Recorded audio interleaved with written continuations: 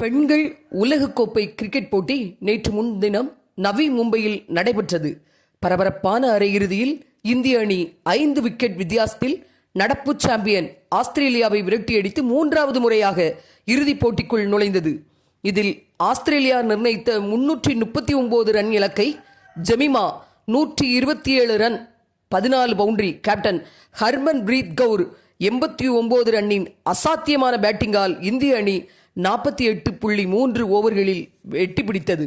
இதன் மூலம் பெண்கள் ஒருநாள் கிரிக்கெட் வரலாற்றில் அதிகபட்ச ஸ்கோரை விரட்டியடித்த அணி என்ற புதிய சாதனையை இந்தியா படைத்துள்ளது. கடைசி வரை களத்தில் நின்று அதன் வெற்றிக்கு அழைத்துச் சென்ற ஜெமிமா அவர்கள் பேட்டியளிக்கையில், எப்பொழுதும் கடினமான தருணங்களில் பைபிள் படிக்கும் வாசகங்கள் எனக்கு நம்பிக்கை கொடுக்கும்.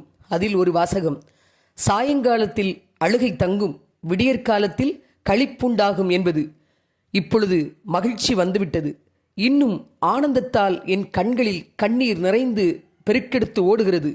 நான் சதத்துக்காகவோ 3வது வரிசையில் திறமையை நிரூபித்து காட்ட வேண்டும் என்ற எண்ணத்திலோ விளையாடவில்லை.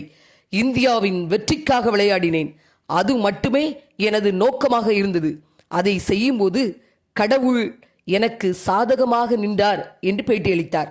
ஒவ்வொரு நாளும் நமக்கு நம்பிக்கையூட்டும் வேத வார்த்தைகளை வாசிப்போம். அந்த வார்த்தை நம்மை வாழ வைக்கும், புதிய சாதனைக்கு நம்மை இட்டுச் செல்லும்.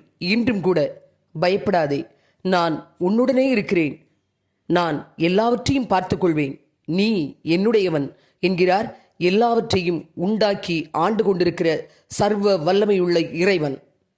சிங்கப்பன் ஜெமிமாவுக்கு வாழ்த்துக்கள். வாழ்ந்திரு மகளே.